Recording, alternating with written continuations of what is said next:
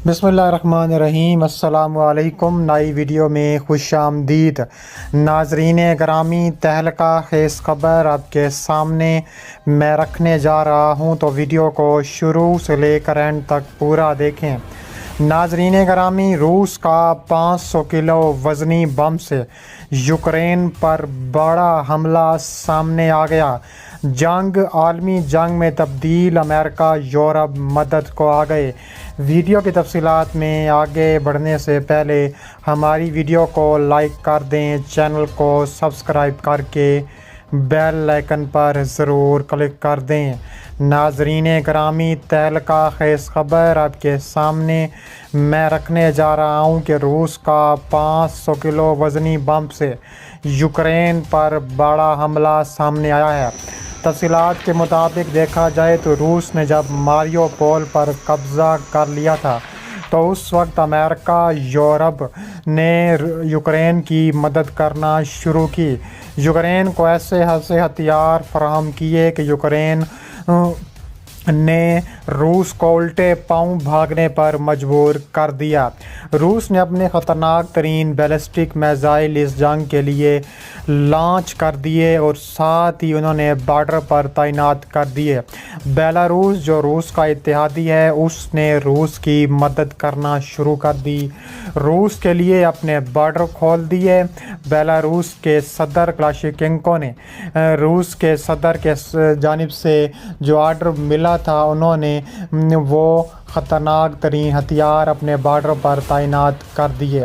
इसके अलावा आलमी जंग में इस वक्त तब्दील हो चुकी है। अमेरिका यूरोप उल्टे पांव भागने को मजबूर कर दिया रूस ने, और अमेरिका यूरोप मदद को आ गए हैं।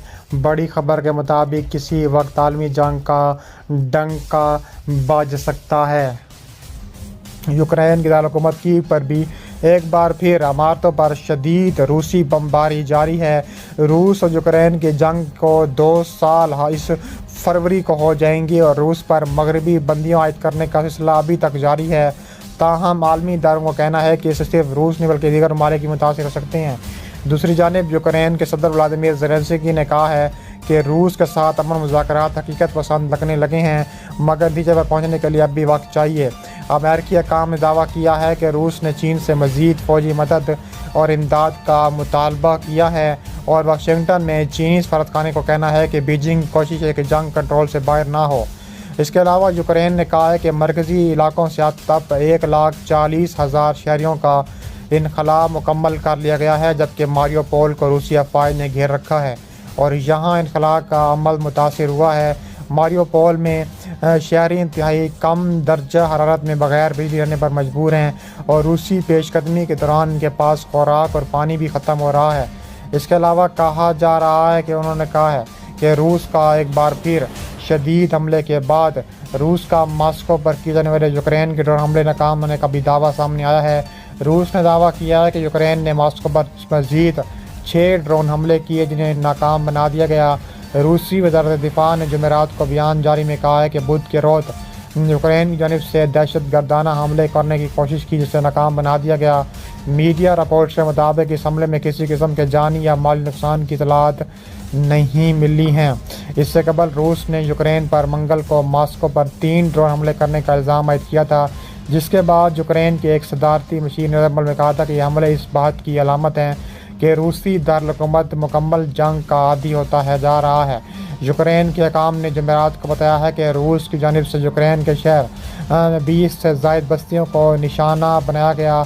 इस पर मुसलसल गोलाबारी के नतीजे में 58 साल खातून भी हलाक हुई हैं। इसके अलावा वो यूक्रेन के शहर खीरसन में रूसी हमलों के नतीजे में एक 74 साल शख्स भी जख्मी हुआ है, जिसे इब्तदाई इमदाद के लिए अस्पताल मुंतकिल कर दिया गया।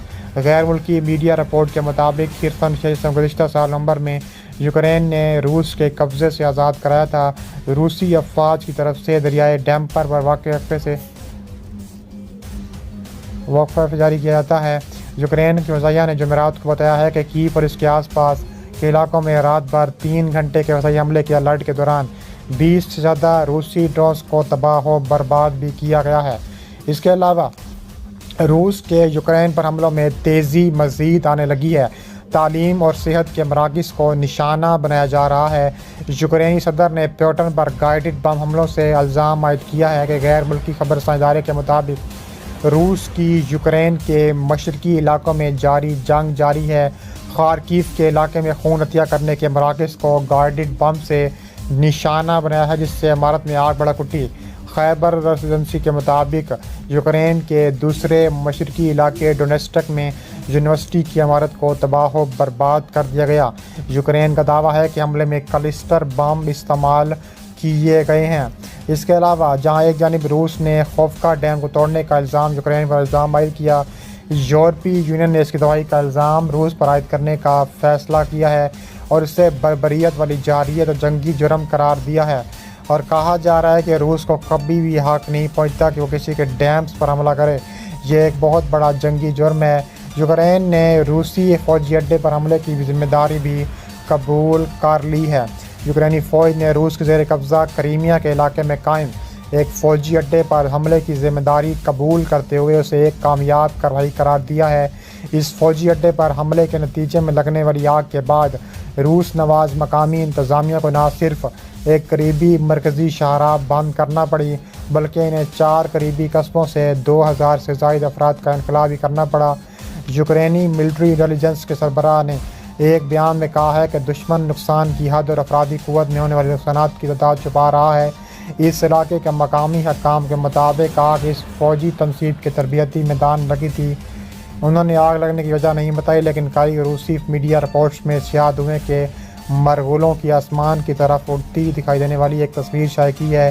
اس علاقے میں روس سے حمایت یافتہ گورنر سرگئی نے کہا ہے کہ کریمیا میں کیروسک فوجی اڈے کے قریب واقع علاقے سے 2000 سے زائد افراد کو بدھ کے روز لگنے والی آگ کی وجہ سے ان کے گھروں سے نکالا جانا ہے۔ یوکرین کے صدارتی مشیر نے بتایا ہے کہ روس نے جان بوجھ کر تازہ ترین فضائی حملوں میں بندرگاہی شہر اوڈیسا میں اناج کے ٹرمینلز اور بندرگاہ کے بنیادی ڈھانچے کو نشانہ بنایا۔ روس کی طرف سے اوڈیسا بندرگاہ پر مسلسل دوسری طرح حملہ کرنے کے بعد صدارتی مشیر کا کہنا ہے کہ ان حملوں کا بنیادی مقصد یوکرینی اناج کی ترسیل کے امکان کو ختم کرنا ہے۔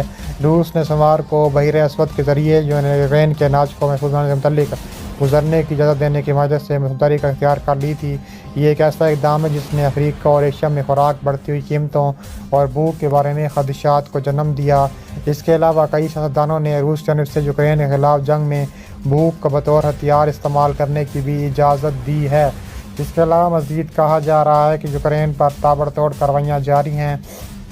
یوکرینی فوج نے کریمیا کے علاقے میں قائم روسی فوجی اڈے پر حملے کو ایک کامیاب کارروائی قرار دیا ہے۔ یوکرینی حملے کے نتیجے میں 2000 سے زائد افراد کو محفوظ مقام پر منتقل کر دیا گیا۔